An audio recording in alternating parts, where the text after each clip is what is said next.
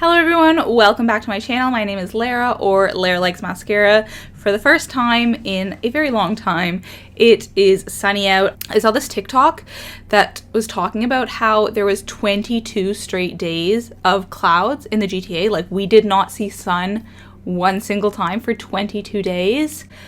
Whew, I've been trying to pre-film for the last little while, like over December or January break kind of thing, and it's just been dark. Today I'm not using a ring light. I usually use a ring light, but I'm like, oh, sunlight. I just need to enjoy it. Yeah, honestly, I wouldn't have filmed today unless it was sunny, but I was like, it's so nice out, I cannot not take advantage of this sunlight. But welcome back to my channel. I hope you're all doing well. I'm here with a project pan video, and I've sort of been teasing this for a little while. At the end of my graveyard project pan, I was talking about how I really enjoyed it, and I wanted to start an additional project pan, like not just the regular project pan series, but another one, and I asked for suggestions. Someone suggested deck of panning, which I looked into, but it was a little bit too complicated for me. I realized that I have way too many lip products that I do not get enough use out of, and so why not just start a lip project pan. I'm gonna call it a lipstick project pan just because I feel like that's easier. Like, it is technically lip product. It's not just lipstick, but it flows a little nicer to say lipstick project pan. So people might have done this before. I actually haven't come across anyone who's done a lipstick project pan before, but I'm sure I'm not the first one. But in any event, if I am and you want to do a lipstick project pan, go ahead. Let's embark on this together. One of the reasons that I thought this would be such a good idea for me is because lipsticks, for the most part, are pretty easy to track. Powders, if you have a certain amount of progress, then you can see how much pan you've got as well. But for products like mascara or like a liquid highlight, like there's just a lot of products that are much more difficult to tell how much progress you've got.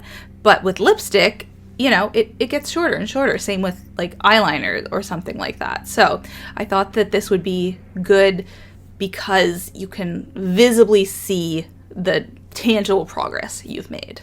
So I have actually introduced, I think, almost all of these products in a previous video. At the beginning of the year, I did a video talking about all of the products that I want to pan in 2023. And this was not a project pan, it's just a separate, like, these are the things that I for sure want to finish. And so I'm kind of treating that as like the introduction for my lipstick project pan. I mean, it isn't, but that's when I talked about the products. I didn't show you how, like, what point I started with, but just because this video is going up later in the year, we can kind of treat that as an introduction, because I have actually made a bit of progress since then. Now, I hadn't shown how much was left of each product, but I did mark them on here now. So we might be able to see a little bit of progress already. Even though this is the introduction, that was also kind of the introduction. I knew that this video was going up in March, and that's late to start a beginning of the year project pan. Do you know what I mean? Hopefully that all makes sense.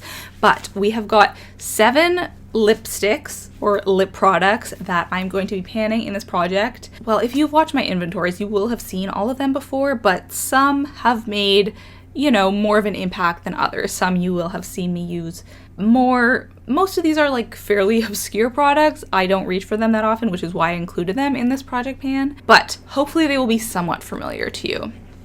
So first, maybe let's just, go left to right how I wrote on this. So first, we've got this product. This is the Vital Radiance. The packaging said Revlon. I'm really confused about where these are from, to be honest. I had a bunch of them, and I've decluttered most of them. I fully panned 2, and then I decluttered all the rest, and I decided to try to get more use out of this one because I do actually like the color quite a bit. Let me swatch it for you. I've only used it a couple times, and yeah, I'm quite impressed. Don't love the formula. It fades very easily. Same with the one I'm currently wearing, which we will get to. But the color is nice. So that is what it looks like. And that is how much I've got left. As I said, I barely have worn this at all. And so I did a little mark right there. As you can see, have not really made... Oh, this this is messy. So it is actually that like pen line there, not the lipstick line, but I tend to get lipstick kind of everywhere when I do put it close. But yes, that is where we are at. And I will show you next time how much progress I've made. This is not difficult to pan because it is such a creamy formula. I treat it more like a lip balm as I do with some of these other ones. And so that's part of the reason I chose some of these, because I knew that I would be seeing progress quickly. So I will try to wear this in a video so you see what it looks like on me, but it is that color there. And it's called Mulberry. Next, we've got the Bite lipstick. Oh, I don't have that ready. One moment, please. All right, I've got the lipstick. Let's try that again. This is the Bite lipstick in Chai. This was the Sephora birthday gift a couple of years back, and I like the color. I do find it a bit dark for everyday wear, which is part of the reason that I haven't gotten much use out of it. The other reason is just that I like it. It's a nice product, and so I tend to hoard my nicer things more, which doesn't make sense, but I'm working on it. So this is what it looks like. And yeah, you can see I have not really, this is hard. How do people do this? I don't want to like touch the paper with it. Yeah, you can see that it's basically full. When I scroll it down, you can tell there has not been much progress made. It's so cute, but it is starting to develop a tiny bit of a smell, so I know I have had this too long and I do need to get it out this year. And hopefully that will not be through decluttering. Hopefully that will be through usage.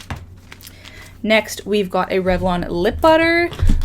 I actually really like these. I think that they're so cute. This particular one is in Sweetheart. It is such a hot pink shade that I don't wear it out. I use it more like a lip balm because it is very moisturizing. And I don't even particularly like the appearance on me. Maybe I'll try to wear it in a video one day just so you can see what it's like. Because I know some people like hot pink lip products. I'm not one of them. But yeah, I don't think it's flattering on me. But I like the formula. So I don't have an issue keeping this and using it up privately. So I have actually used this quite a bit since I did... Oh, don't want to touch it there. Since I made that mark, so you can see I have got a couple of millimeters of progress, I would say. So yeah, that's good. Easy to use up because it is so moisturizing and creamy, so I don't think that one will be a problem at all. Next up, we've got a red lip. Now, I've got quite a variety here. Oh no. I just realized that I forgot to swatch one of them. So I will have to do that. But yes, this next one is a red. So far we've got sort of like a deep berry color. We've got more of like a dark brown. We've got two hot pinks actually, and we've got a red. This is from Kiko, the Double Match lipstick and lip liner. This was actually a present from my friend quite a few years ago. And unfortunately, it is double-ended, but one of the sides dried up. I really have to press hard in order to swatch it. So it's a nice color, but like I'm not gonna press that hard on my lips, so I'm not gonna get that side used up. I am focusing on this side, which is much more creamy, more of a lipstick. It's kind of an orangey red, which I don't love. I wish it was more red and less orange, but it is very creamy, and yeah, I don't mind it. Not my favorite red, but I have worn it in quite a few videos. One fairly recently, so yeah, I do get use out of it. I also forgot to swatch the other lipsticks. What kind of a project panner am I? Nice variety of colors here. Probably gotta space them out a bit better. So, Mulberry and Bite Chai are pretty similar actually. So that is Bite Chai, and then the one below it is the lip butter. So this red one is not really the kind that I reapply throughout the day. I suppose I could treat it like a lip balm because it is fairly creamy, but I just find that a lot harder to do with a red color versus a pink. So I think this one is one of the ones that will be hardest to use up, unless I start, treating it as a lip balm. Whereas this one I've probably worn, I don't know, 5 to 10 times since I made these swatches. This red one I think I've only worn once in that one video. So there you are there. It's quite a large product. But yeah, hopefully I can start seeing some progress because, that's doable. It's not even as large as a brand new lipstick.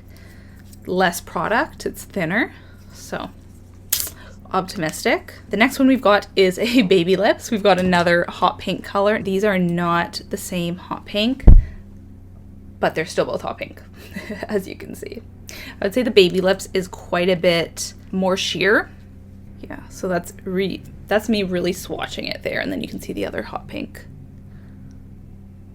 So similar, whereas this one you feel like you get a lot of product on your lips. This one I could just like rub around many times, so I think it gets used up faster.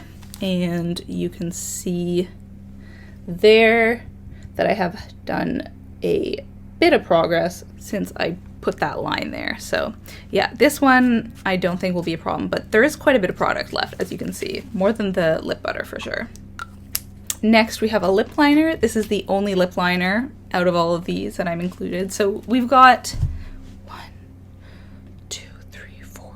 Well, 4 lipsticks, I'd say. One, I don't know, some of these are hard to categorize. Like, what is this, a lipstick? It calls itself a lipstick, but I don't know if I would consider it a lipstick. And what is a lip butter? It's a lip butter. It's not a lipstick. It's not a lip balm. It's a lip butter. Anyways, this is Estee Lauder. This is probably the product that I reach for the most out of all of these. Just like organically, I get a lot of use out of it. It looks like it's double-ended, and in fact it says lip pencil duo, but the other end is just a brush. Like, tell me how that's a lip duo. You know? It's very strange. You can remove it. I'm not sure why, but this is all that I've got left on this lip liner. Just small amount there, and I do wear it a lot. I wear nude lips out a lot. I mean, that's more wearable than red lipstick, so I just feel like it's easier to get use out of it. And as you can see, that's where the line is there, so it's already a tiny bit lower than it was before.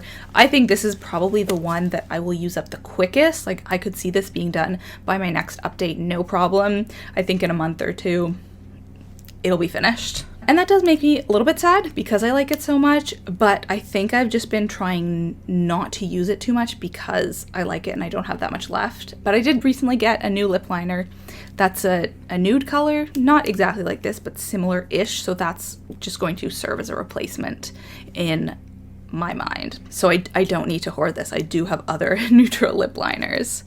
And then the last one that I'm swatching, that I forgot to swatch on here, is what I'm wearing today. This is Kiko Milano in the color 01. It doesn't really say a shade name. This is what it says on there. Can you see that? This is the color. It's very grayish mauve. I definitely don't have anything like this in my collection elsewhere, but I think that's a good thing. When I finish this, I'm not going to be rushing out to buy a replacement because I don't love this on me. I do like that it's different. Like, when I feel like having a different look, you know, doing something really bold, I do have this, but it's not my favorite. And I think the fact that I look so cool toned today, like this sweater, even my hair right now, and the bedspread behind me is just like a lot of gray and dark and cool tones, and that is not my preference, and this is just exacerbating that. So again, nice to do every once in a while, but just not my preference. So let's measure how much use we've got on this one. Yeah, I mean, there's quite a bit left, but you can also tell that I have used quite a bit up.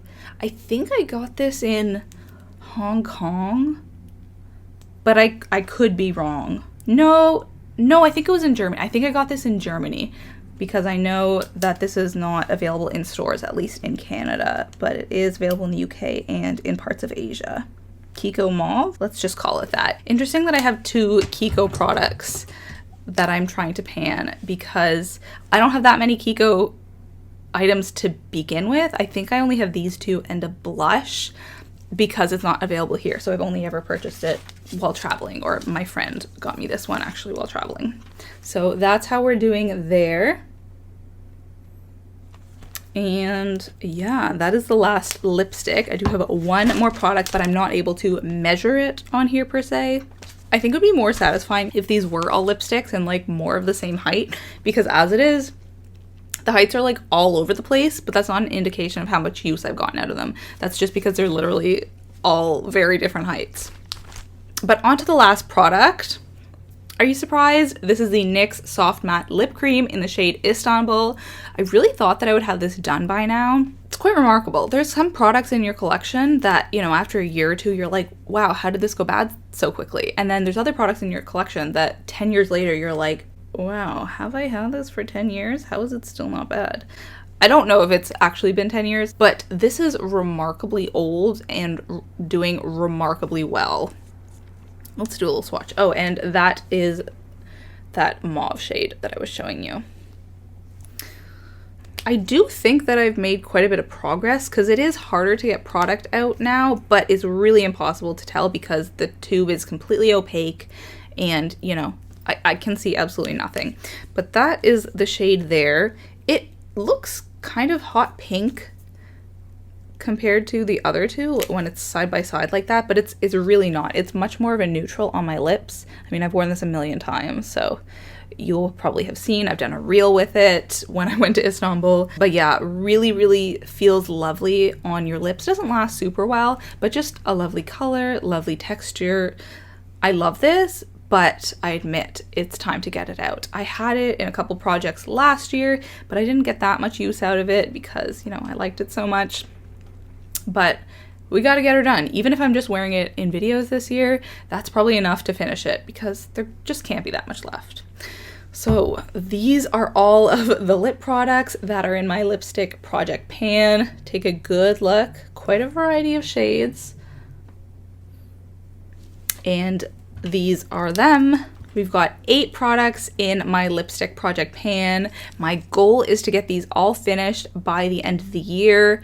I think that's doable. Like, these are products that I chose because of that. I didn't choose any lip glosses specifically for that reason because I know that that would not be possible for me, but lipsticks are just easy to me. I know Sarah Rose has talked about using lip gloss as like lip chap or lip balm and just reapplying it multiple times throughout the day. To me, that doesn't feel moisturizing, but using a moisturizing lipstick, I don't have a problem doing that, and I feel like I can get it used up quickly that way, especially for the hot pinks where I'm just like, you know, just get it out, just use it quickly, no one needs to see. Yeah, those are the 8 products in this year's lipstick project pan. Will you be following along? Hopefully. I'm interested to know what you think and if these are the products that you thought that I would be reaching for. If you want to do a lipstick project pan, let me know as well. I have about 40 lip products in my collection right now, and I also did a lipstick declutter recently, so that is after decluttering a bunch of products. So that category is just out of control for me, especially considering lipstick is like not one of my favorite categories. So I'm just trying to get that number down. If I can get 8 lip products out of my collection next year and be closer to 30 products, even that's still a lot, but that is much more reasonable than 40. So hopefully we can get these all out this year. That is my goal, and this is my lipstick project pan introduction. So let's talk about a book that I have been reading lately. Now, this is actually an audiobook. It is called A Good Neighborhood by Therese Ann Fowler. Therese Ann Fowler. I actually don't know how you say that name.